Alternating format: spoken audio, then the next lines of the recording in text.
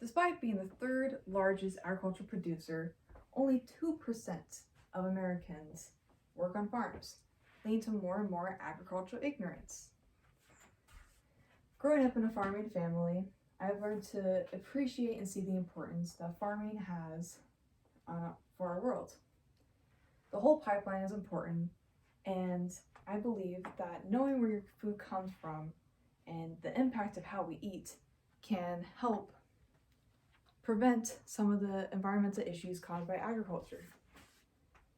In our changing world, it is more and more necessary for sustainable food systems.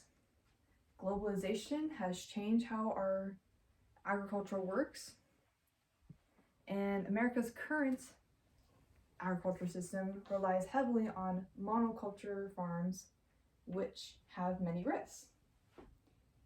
It is necessary to promote change and to support the shift to more sustainable farming practices.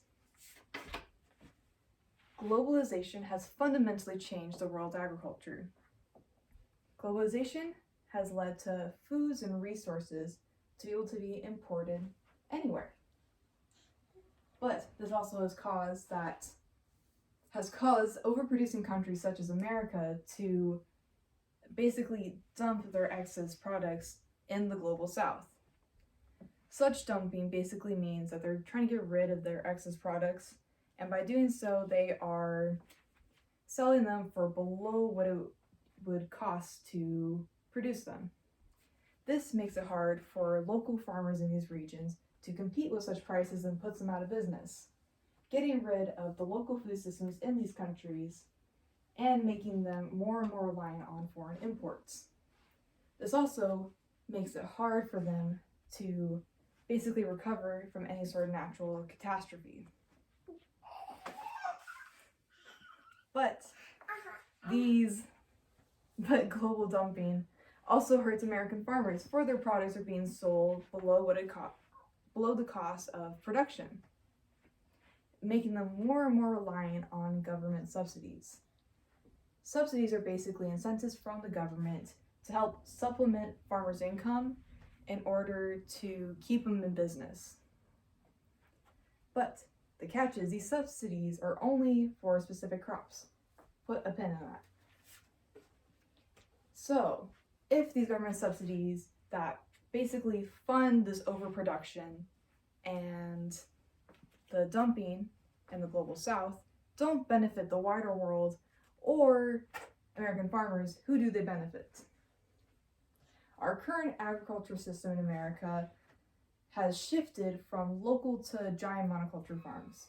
These basically produce vast quantities of only one type of crop and tank their price, and makes it only possible for huge farms to survive, and has basically gotten rid of most of the multi-generational farms in America. But remember that pin that I put in for the subsidies on one specific crop?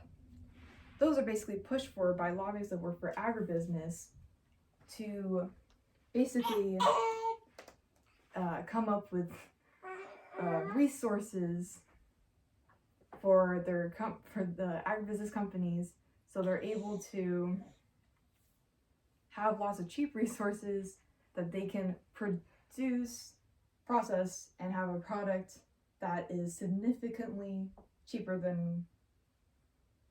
or that they can sell for way more than what it costs to produce. And these products have a high shelf life, long shelf life, addicting qualities, and low nutritional value, and are generally what you find in food deserts, which basically are places where they have just processed foods and no whole foods. These monocultures also have a higher environmental toll and require vast amounts of pesticides, herbicides, and fertilizers, which lead to agriculture runoff, which is one of the biggest causes of agricultural pollution.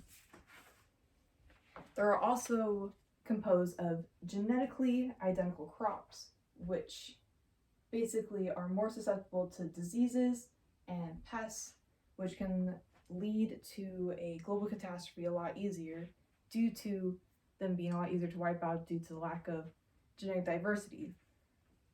But this increasingly has become a problem with the rise of monocultures, and since diverse local food systems have become more and more rare. As our world changes, we need more diverse local food systems. A shift from our current globalized food system is hard, but a necessary and possible one. Recently, USDA has passed an over $1 billion grant to help fund farmers who want to take steps towards more sustainable farming techniques. One example for me personally, living in the Central Valley, is some local almond farmers have taken steps to basically take old orchards, turn them into wood chips, and till it back into the ground in order to be fertilizer for the new orchard, instead of burning, which is the more common practice before. But one step that everyone can take starts at their local grocery store. There, you can buy organic and local produce in order to show that those have value, and basically works as a vote for more farmers to shift their practices. By 2017, organic farming sales were up by 11%, totaling in a total of $43 billion annually.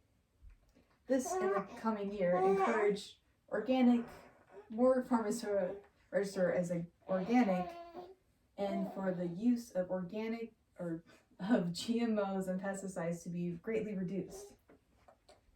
Another way you can help promote a shift to more sustainable farming practices is by buying in season instead of imported goods.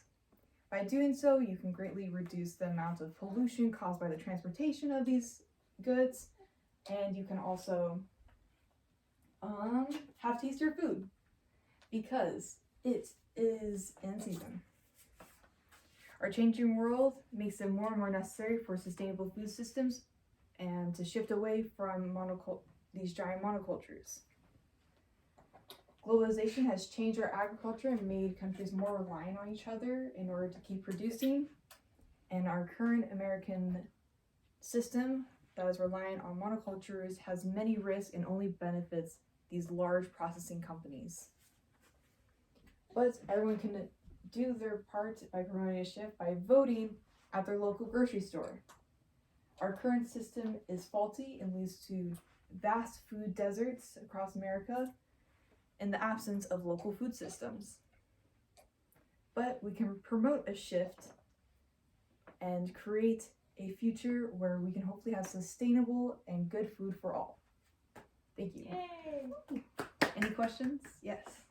Okay, so what are some examples of the micro cultures that you were talking about previously? The monocultures? Oh yeah, the monocultures. So basically they have like giant farms, especially like the Midwest. You hear about like the fields of corn. So a lot of those crops are like giant things of corn and soybean. And they're basically just like, have like a couple people that work them, and they're just like one crop. And what would those be used for, usually? Corn and soybean, they can be processed into lots of different things. If you look into your pantry, you can see that almost every single product has either corn in it or soybean. Oh. So a lot of time they can be processed into so many different things, but that's why they're super profitable. Mm. Yeah. What are some other ways of sustainable farming that can be implemented in? I like some of the other like sustainable farming shifts that people were taking. Yeah, so like what other methods can people become more sustainable, like farming methods or stuff like that? Yeah. I think there was one that I read about where it was like this one dairy farmer that was like using their cow's manure to turn it into fertilizer, I believe. But yeah, there's like other ways like that. Because there's like basically the grant is just funding like any sort of way that like farmers want to take a shift. So yeah, Nice. lots of different things. But yeah, Sweet. thank you all for coming today. Woo.